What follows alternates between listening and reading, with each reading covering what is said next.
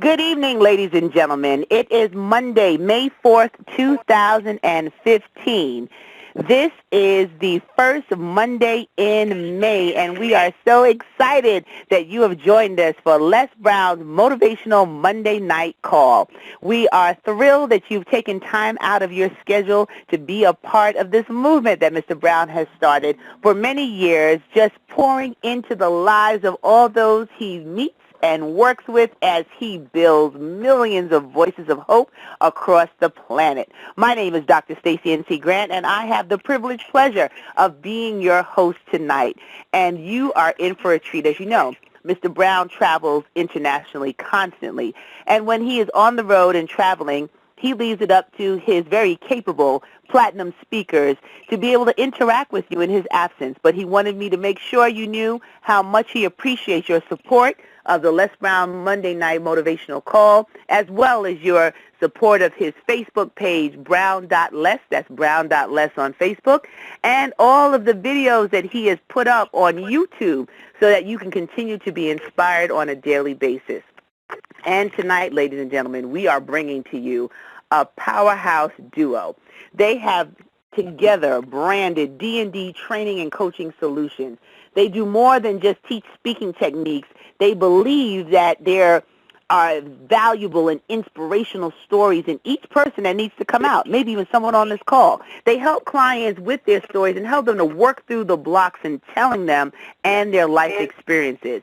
They teach that everyone has a unique story flow, and it's a method that brings out the most powerful, inspirational, and transformational speakers and speeches of all times. They've worked with Mr. Brown for over a decade, and they've shared the stage with Mr. Brown nationally and internationally, and they continue to do ongoing training and coaching with Mr. Brown so that they can bring the best of who they are to the planet. They're called on all over the world for their work. They're architects and designers of the Total Speaker Workshop. That's an experience that you have to learn about, but you'll find out about that later. But I get to know them and work with them behind the scenes as two of the most committed and incredible trainers and speakers on the planet as my platinum brothers, none other than Dwight Pleasure and Dan Smith. Are you on the line, my brothers? Yes, we are. Dan, you there, my brother? Yes, I am. All right. Excellent. Now the party can begin because both of you are here, and I know that what you have for the audience tonight is going to be something that is a special treat, and Les knew that you were the right ones for the moment, for the time, to carry it on to the next level. So I'm taking out my pen and paper, and I'm putting my phone on mute so I can take notes. All right, Stacey. Stacey, we want to definitely give it back to you because when I was sitting there listening to this, I'm thinking, boy, this is worth the price of admission all by itself, just to hear Stacey. I'm like, I can just hang up the phone and we can go away from here motivated. Now, I don't know about everybody else on the call, but I done got mine already. Brother, take it away. Now that we've had a little something to eat, we just want to let you know we appreciate you. We appreciate Anita and all those and the rest of the platinum speakers that support this great work that you all have embarked on. And we would be remiss if we didn't give props to Mr. Les Brown, who has been a central figure in my life, like you say, for the past 10 years or so, pouring and planting and allowing me to observe and be around and experience who he is up close and personal.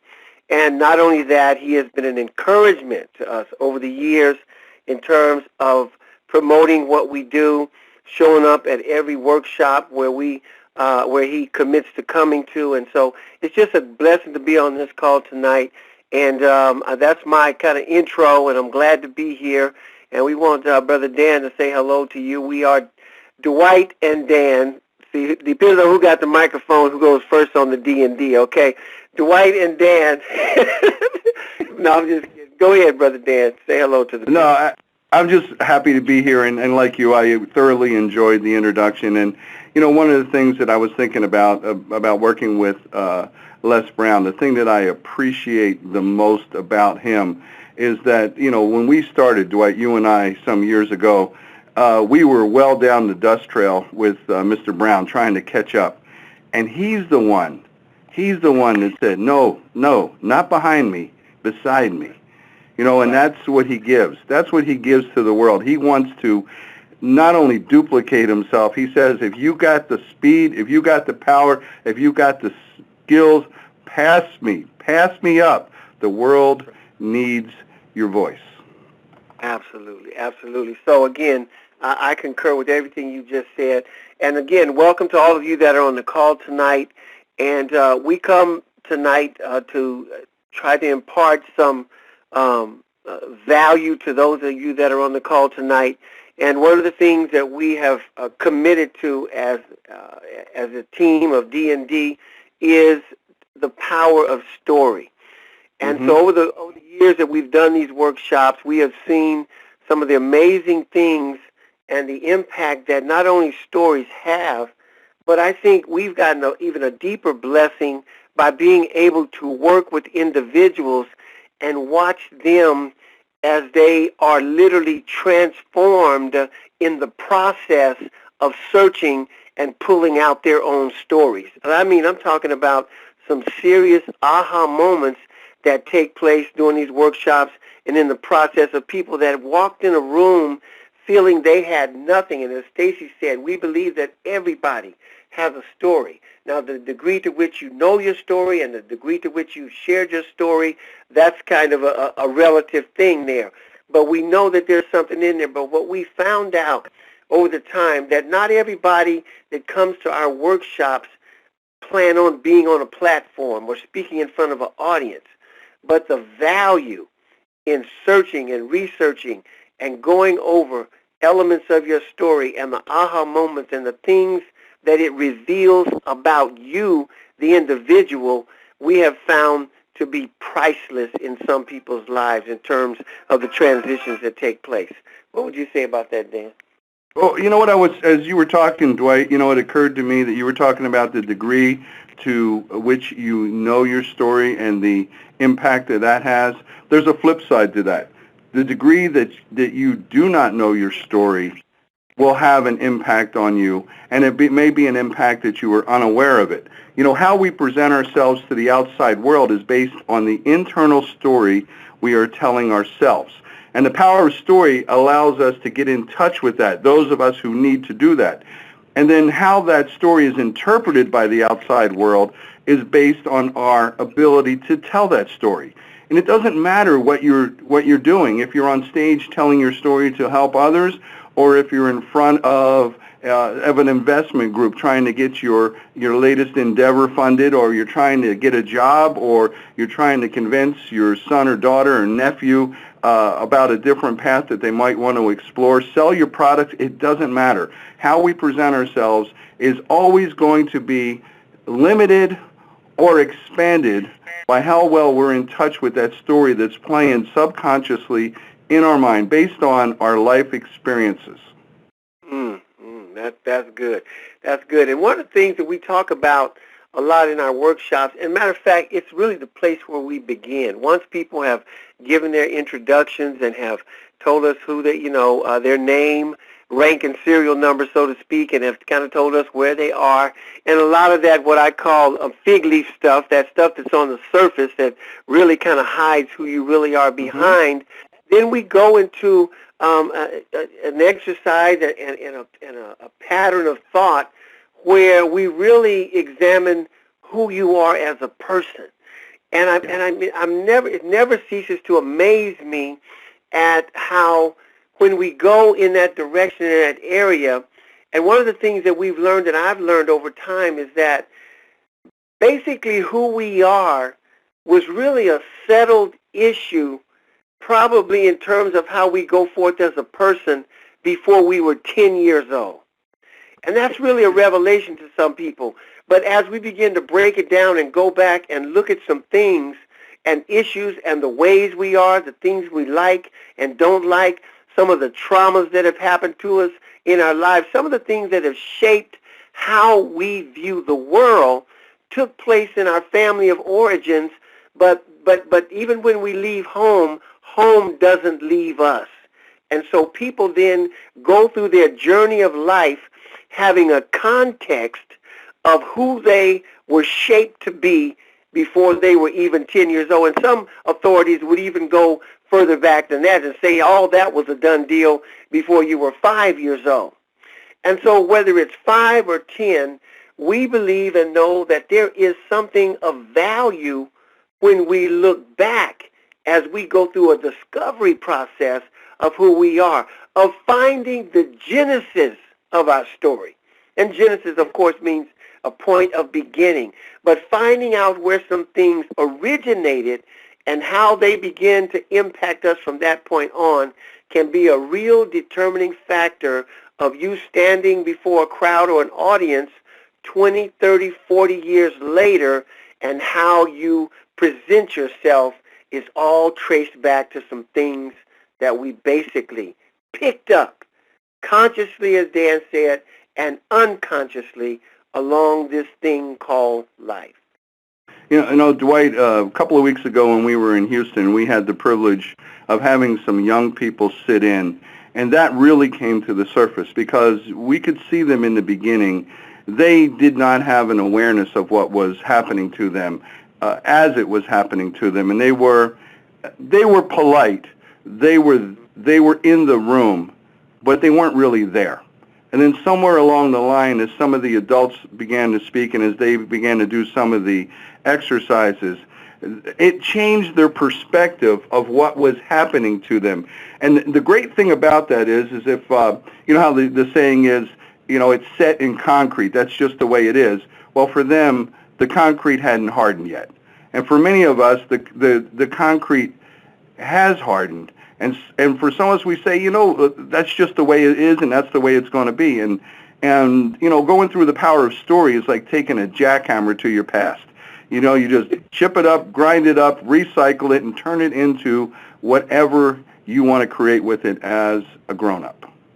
Wow, that's powerful. I just love it. Dan, you keep coming with these serious nuggets. And by the way, one other thing real quick. I loved when you said, you know, when we talk about all the little cursory stuff in the beginning that you said that hides who you are. And what I wrote down as you were writing that is most of us, when we ask them to describe themselves, it starts with a job. But when we ask them to describe somebody else, it starts with a quality. Right. Why is it we cannot recognize the quality within ourselves? You're absolutely right. And the other piece to that is, Dan, is that when we kind of start out and we ask people to kind of maybe describe themselves to some degree, we find out that 80% of what we hear is the fig leaf stuff, the stuff that we put out front that we want people to, how we want people to think about us. And not that some of it may not be true about us internally, but rarely do people have a 80% of things where they have challenges that they need to work on, areas of improvement that need to take place, or even some just seriously negative things. And here's why that's so important, is because when we're not in tune and in touch with all of ourselves, in other words, I mean to where it's at a conscious level, then it causes us then to show up in life what we would call incongruent or out of balance with ourselves.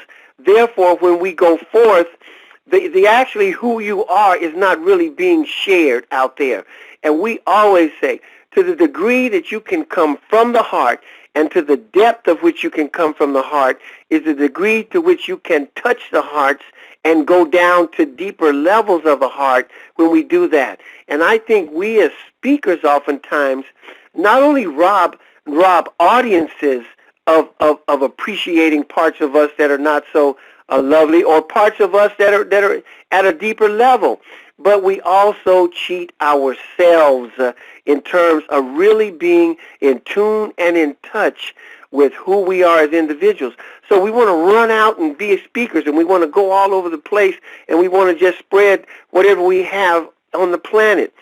But what if what you have to spread is some stuff that really don't need to be spread? It needs to be worked on. It needs to be fine-tuned. It needs to be honed in a little bit and brought into congruence with who you are as a person, so that the audience that is very perceptive will pick up the whole you. and not just the parts of us that we want to set out front. Yeah, you're absolutely correct in that, Dwight. You know, you said congruence. I had written down the word alignment as we were going through this. You know, and one of the things that happens when things happen to us, we don't share them. We don't compare them. We don't know what they are. So we become our own judge and jury, and we sentence ourselves. And we sentence ourselves to eternal shame, or we sentence ourselves to something that may be way too strong a sentence for what happened. And for many people, the first aha they get that changes their perspective is they're not alone. And that in and of itself sometimes is enough to create a shift to where then they say, well, wait a minute, if I'm not alone, you know, then this thing that I have been hiding from, this thing that has been controlling me, this thing that causes me to behave a certain way when I'm asking for something, when I'm starting my business and I sabotage myself, when I'm standing in front of a crowd and I can't speak, maybe it's not the way I see it. Maybe I just need to reevaluate this. And as an adult, I can explain to the child inside that the way that we have seen things all these years was based on our lack of knowledge. Not because we're a bad person, because we just didn't know any better. And now it comes from something to hide from to something that is really empowering, something that can propel you forward. That's right. That's right. Absolutely. You're absolutely right. And the interesting thing about the workshop as we go forth and as people are in their heads, so to speak, and we know initially when we start out the workshop on that day one and these people coming from different places, different walks of life, different mindsets and all of that, and then we're all sitting in this room and they're sitting there listening to us, what we know is there is a speaker locked in every one of those people. And the key thing is, again, to be redundant, the challenge is to find the key. And we don't necessarily always know what that key is.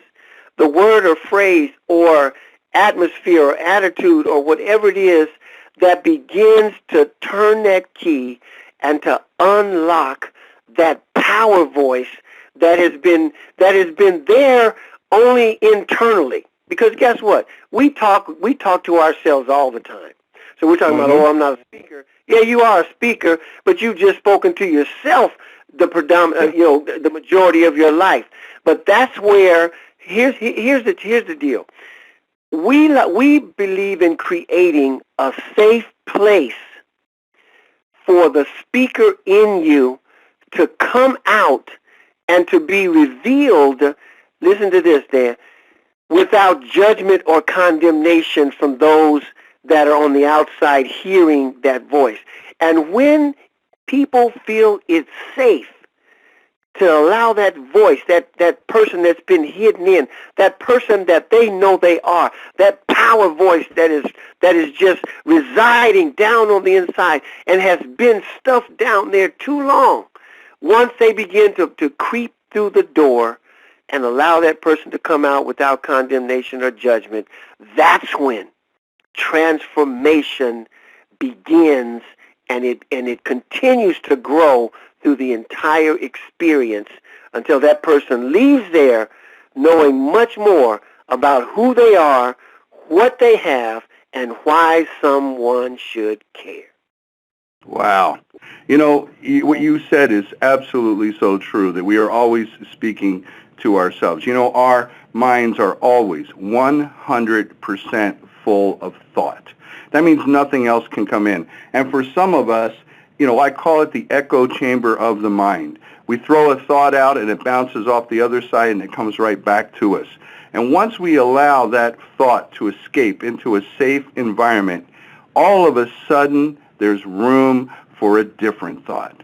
And a different thought leads to a different perspective. And a different perspective leads to change. There you go. There you go. And in Houston, because that is the freshest memory, of course, we're going to talk about a workshop coming up here June 26th in California, Southern California. But a few weeks ago in Houston, where Dr. Deaver Daughtry was the host for the workshop, the Total Speaker Workshop, we were able to just, I mean, it was such a joy and a privilege to watch the transformation process that took place in that room. And again, we had people from all different walks of life. And when the crescendo came at the end of the workshop and that showcase was taking place, Dan, I don't know about you, but I was looking up there listening to those people, and I was saying, wait a minute, hold it.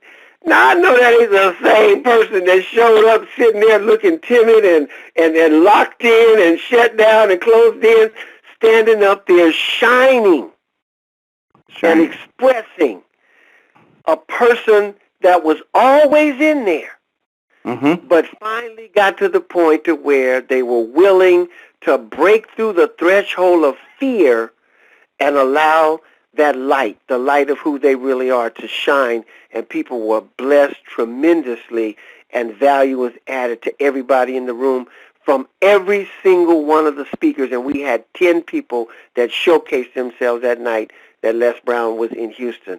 And when we see things like that happen, we know that's not something that just happens in Houston.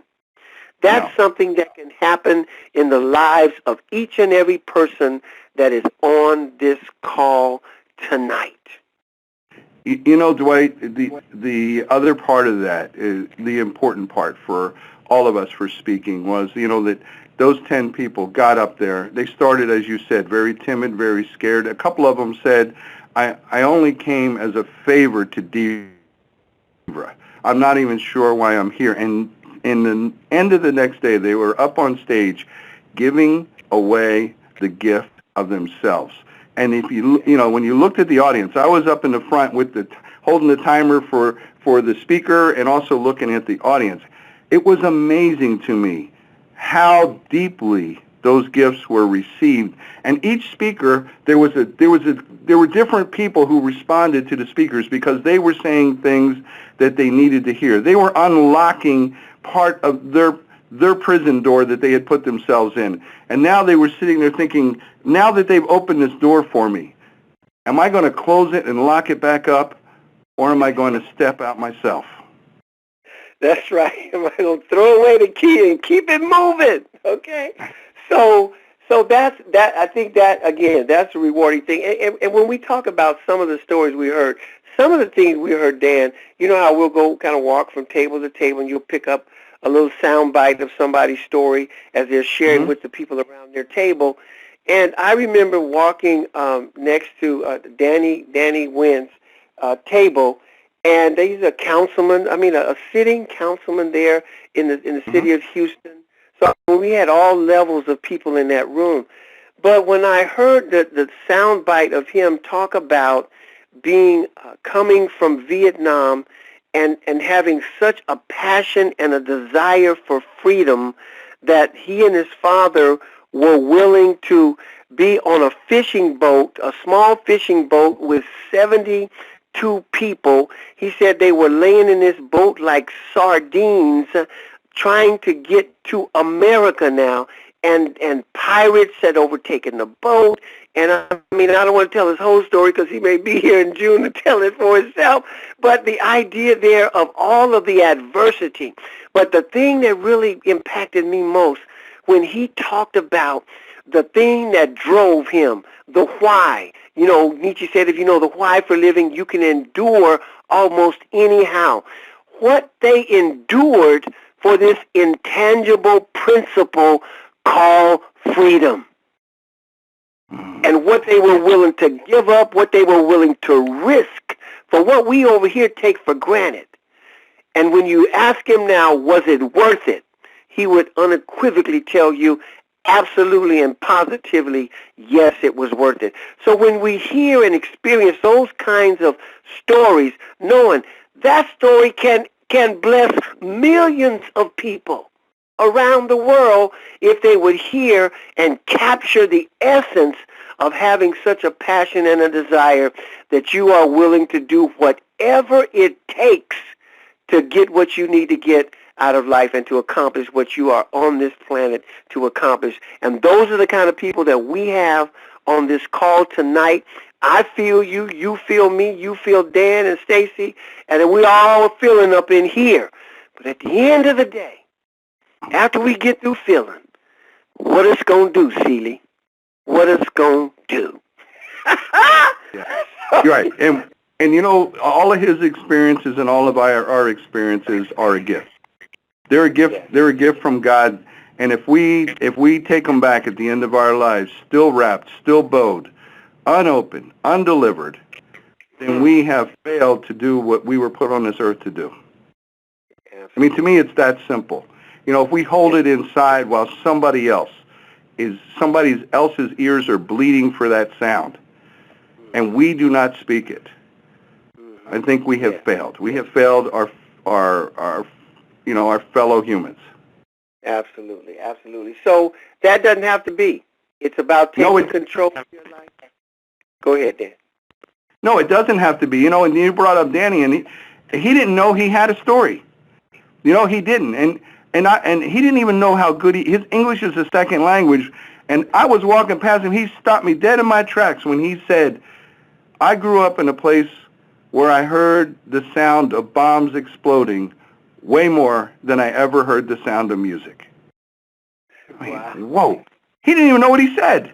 And that's what coaching does. That's what, you know, I mean, the whole table stopped and said, whoa, in one sentence. In one sentence, he said, you know, wherever you come from, whatever you're going through, he said, I've been there. This is where I started, in one sentence. That's a storyteller. That's exactly right. And when you come from that place, and then I went to his office on that Saturday, and he's in a high-rise in a corner office condominium where you can see all of Houston as far as you can see, and you realize the gap between where he started and where he is. And if you don't think there's a story up in them hills right there, you got another thing coming. And I'm saying your story doesn't have to be even this thing where you got this big chasm or gap between where you were and who you are now. There are things that people experience that don't have to be all this highfalutin stuff. But the very fact that you're able to articulate, are able to be in tune and in touch with your emotions and be able to share that with feeling, power, and conviction, I'm telling you, we've learned from Mr. Brown over and over again as we have watched him work with people that have come to the workshops and to the trainings, and where they had a seemingly, even after we heard it, he would take their story, tell their story better than they do, but in the telling of it like that, he would illustrate that you can take something that apparently has no value, no significance, no power, and it just depends upon how you frame that story, how you share that story, how you use emotional memory, how you use modulation and voice, and all of those kinds of things that can be learned by the speaker, that's going to take them to a place to where they can make impact and change multiple lives along the way. You know, Dwight, I know we got to open up the call, but you said something that's very important, and I don't want people to get the misconception they have to have this story on the extremes, because most people aren't there. I went to a meeting one night and I heard a man say, "I never slept in a ditch. I never was late for work. I didn't leave my family. I didn't beat anybody. I didn't get arrested. I simply drank too much every day." And that statement has kept me sober for 27 years, because I never slept in a ditch. I was never late for work. I identified with him. It was a simple story, simply told to me, and it simply changed my life. Absolutely. And that's the point of identification is not something that can be orchestrated. It's something that's either there or it isn't. But I'm saying, and we're saying, that there is somebody out there that can identify with where you are. And if not them identifying with where you are, there's a story that will be told to you that will connect with you on such a deep level that it will literally spark and trigger a transformation that could be lifelong in terms of its quality and its ability to change your life. Absolutely. Absolutely. Yes. All right, well, we're looking at this time here, and they put us on a time clock up in here because, you know, Brother Dan and I, we can talk for another hour and a half at least, okay? So, so I Stacy. probably will. We'll call each other and continue after this. You better, I know we don't, I'll be calling you, my brother. Yeah, well, you better come get us up in here, I didn't want you to stop because I know everybody that's listening is just intrigued by the way that you have used this total speaker workshop experience to help identify those stories that have been laying dormant and bringing them alive so that they can share that gift with the world is just incredible. Seeing what you do and knowing what you're doing, knowing the heart in which you do this work makes it even more amazing for me. So awesome. I mean, I was taking notes and listening, and I'm like, whoa, that's a good one. I wanted to jump in and say, somebody tweet that out. Put that one up on Facebook. Absolutely incredible. And I just want to ask you both a question before we open up the call to see if anyone has a comment or a question. When you're in this space of doing the work, and Dan, I think you said it so well, that not everybody wants to be a speaker or on a platform, and they shy away because that's initially what they're coming with. What would you say has been the one main joy in doing this work when you see the transformation? What clicks for you as you see people move out of this space of, I'm not Les Brown, I can't do that, and they move into, wow, I do have a story, and my story has value? Well, you know, Stacy, somewhere along the line, I can't think of an example where someone didn't get an aha moment about their life. And really what it is that all stories have power. And the question is, who controls it? Does the story control you, or can you control the story? And I'm serious when I say this. I think that if we took a picture of people when they came to the workshop and after they got this moment, you would think that picture was taken while they were on vacation 10 years prior. There's some weight that's lifted off of people. There's a freedom that comes to them, and it's just an amazing transformation. We get the biggest and best hugs. It's amazing, and it's not us. All we do is facilitate the process. Absolutely. Dan, I'm telling you, brother, I could not have said it any better than that. Stacy, it's really not always sometimes what is said or articulated by the person after the transformation takes place. It's that physical change, the countenance lifting, and a certain twinkle that you see in a person's eye that you know it wasn't there when they first showed up. And here's the other piece to it. It's the kind of change that you know will be what I call just an eternal warping or changing of that person for the rest of their lives, and they're stretched out of something that we believe by faith that they'll never shrink back into. Mm. Wow. That's a tweet, as Oprah would say. They will never shrink back into. That is powerful, and that is the power in story and the power in the work that we do. And the reason why everyone on this line is connected to Les Brown's Motivational Monday Night Call, because he has mastered the art of storytelling, and working with you in the Total Speaker Workshop, you've been able to transform so many lives. And I would love for you to just tell everybody how they can connect with the Total Speaker Workshop. You have one coming up, I believe, next month. So how can they find out more information about that?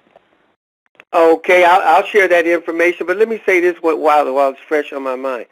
One of the reasons, Stacy, that I want to continue to support your work, and I'm not saying this for somebody to look at Dwight, forget that. But what I see is that you are capturing some of these young ladies in your group and in your work that you're doing, that you're going to be able to short circuit a lot of pain. You're going to be able to short circuit and deal with and resolve and get done with a lot of things that many women and men too carry all the way to their grave. So when I see you doing what you're doing, knowing you're a transformational instrument of transformation as well, that I know that there are going to be some stories that are going to shift, going to change.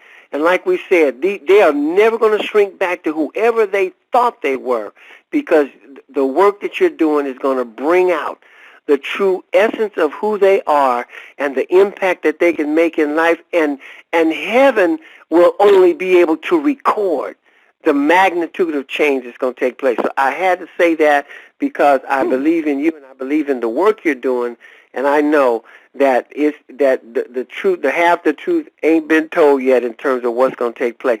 Now let me tell you about our workshop, okay? Thank you, my brother. I'm trying to tell you, we're going to have a workshop here in Moreno Valley, California, Southern California, and it's going to be June 26th and 27th at the Ayers Hotel, really nice venue. We used to be at another place. This is a much nicer, newer venue, a nice room set up there and everything, right next to the mall. We all can get a little something to eat every now and then. So we're going to be there for 2 days, 2 power-packed days, Friday, all day Saturday, and into the evening Saturday night. And so we're going to be putting information up on the website.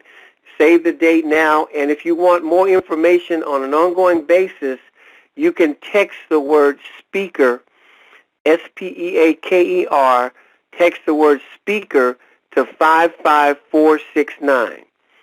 Speaker to 55469. Now, you might want to wait till in the morning to text that, or if you just want to get captured into our system so we can continue to keep you abreast of updates on the workshop, we can do that as well. But text the word speaker to 55469 for more information. And also information about our coaching programs and our 3 different options that we have for coaching, Dan and myself. You can go to totalspeakerworkshop.com, totalspeakerworkshop.com, and you can get information there. Just navigate yourself around through the site, and you'll hear testimonials, and also you'll be able to see some of the options in terms of our coaching experience. Awesome, and we will repeat that again at the end of the call, and I want to thank you for your words. I need to talk to you offline and tell you what happened this weekend. I mean, all I can say is humbling to be used as an instrument, and lives continue to be changed when we walk in the destiny God has called us to, and that is what you and Dan are doing with Total Speaker Workshop. You're pulling out those stories, and that is what Les is doing by creating this platform that we can share this information and be a part of this motivational Monday night call. And all I know is that this world needs so many more, so I hope the voices that are on this line, you're not only listening, but thinking about ways you can invest in getting your story out. So if you can attend the upcoming workshop, it would be one of the best investments you can make by working with Dan and Dwight and helping to craft and pull out that story inside of you that the world is waiting to hear. So with that being said, I want to open up the lines for anyone who has a question or a comment for our D&D Solution Power Team, and you will be able to just state your name, comment, or question. And we ask that we have some new callers who just joined. This might be your first night, and you really received a nugget. There's a takeaway that you're going to move forward with. Let Dan and Dwight know how this call impacted you. So please stand by. All callers are unmuted. All callers are muted and may unmute themselves by pressing *6.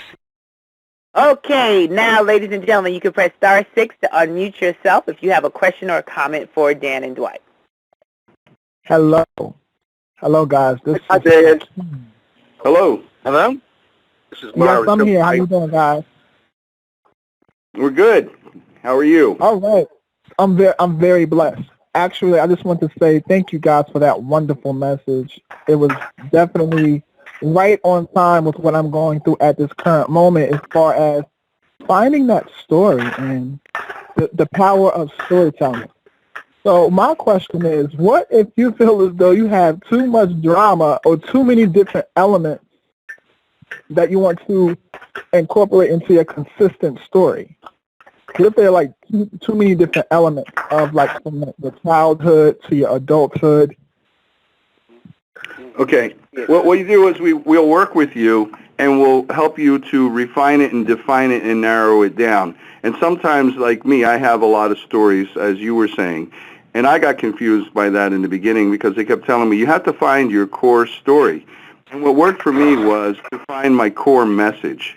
And once I found my core message, I found that I could I could use different stories at different times to deliver the same message. You don't have to tell your whole story all at once. Your story has to be appropriate to the audience that you're speaking to. And once you learn to do that, you'll find out it's not as difficult as you think it is. Wow. Absolutely.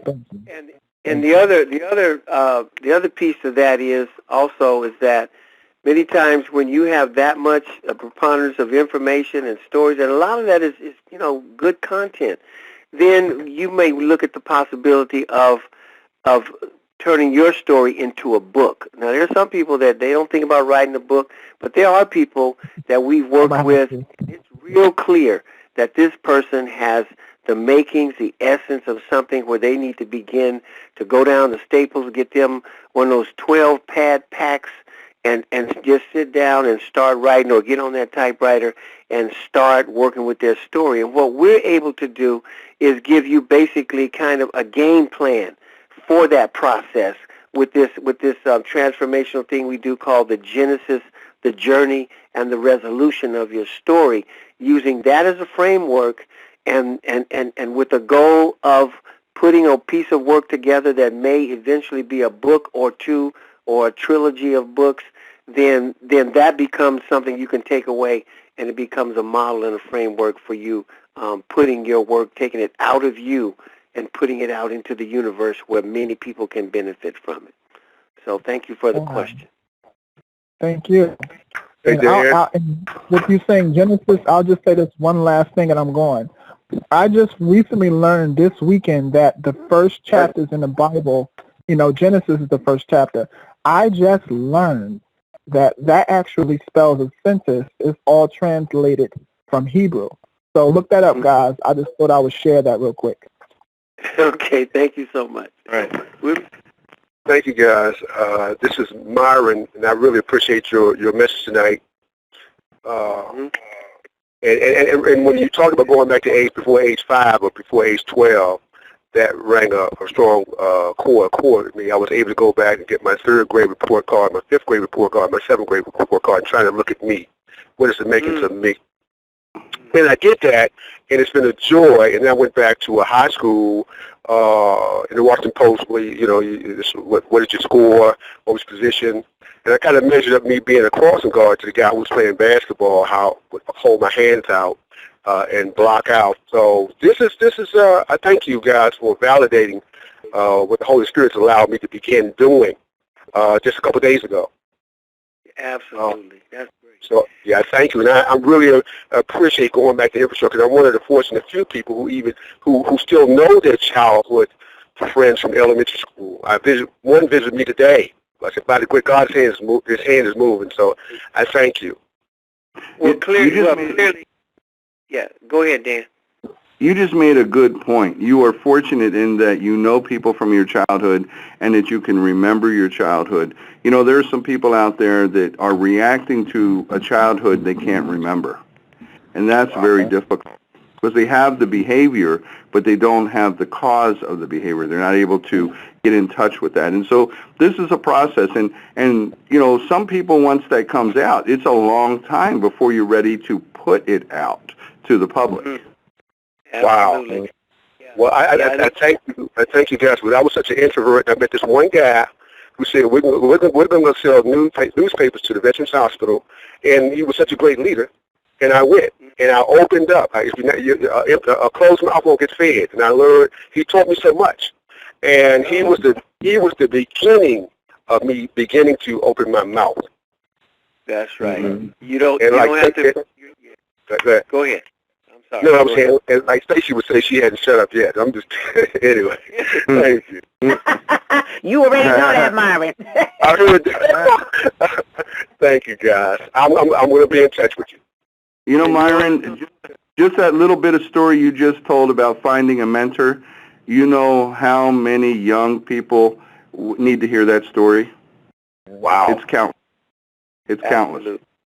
Yeah, you're on to something really big, my brother. So just stay in that vein, and as you get these revelations and insights, They're not this is not a benign kind of thing. There's supposed to be some action put behind it, and you just want to make sure you're walking in the path that God wants you to walk on. That's it. I thank you. I'm recording this. I'm making copies of my report cards, the stat in the basketball, and I'm trying to see. I remember how my dad was out of my life.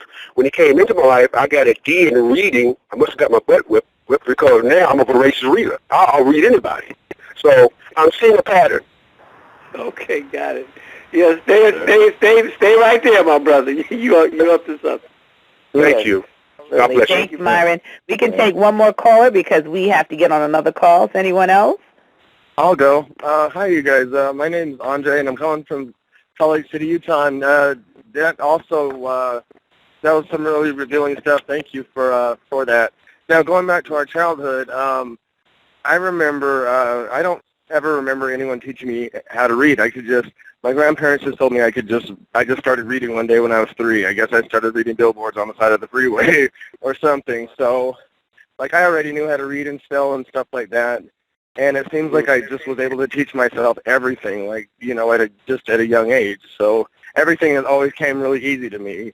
And I'm just kind of at a spot in my life right now where it's like, if you don't know how to do something, then you can figure anything out. And I hear talk a lot about learning by faith and not by sight. And I mean, I would just like be in the library constantly trying to read about everything, reading about how to, and not actually going out and doing it. So now I'm like learning that that's not the way to do stuff, because then at that very early age, I think that just knowing how to read is like everybody expected me just to know how to do everything like right away. And I think that's how I've carried myself through my whole life. And I was just wondering what you guys would have to say about that. Well, I'd say that it sounds like you're at a place of discovery and where you're open to new things and discovery, and you have been locked in to a certain degree for quite a bit of time in your life. And I'm simply saying the idea of being open to change and being receptive to things that are going to benefit you and allow you to come out and to express to a greater degree who you are. I'm saying, as I was sharing with Myron, that is the path to stay on. So you're on a good path. So now just, before you take anything back, add some more to it and just keep it moving in that direction. And I think you're going to be led into a place where you're going to really discover why you're on this planet and how the Creator wants you to make a difference before you leave this planet. Absolutely. I wrote the same exact word down, discovery. And I also heard that you're wondering what is missing. And in to give you a metaphor of how I heard what you said was, you're a spectator up in the stands and you understand every rule of the game, but you're wondering what it's like to get on the field and actually play. Oh. That's what I'm talking about. Oh, that's the perfect way to end it. Perfect way to end it. You want to get on the field and play at Total Speaker Work. All callers are muted. Flesh and blood ain't revealed that to Dad. He coming up in here with stuff like that.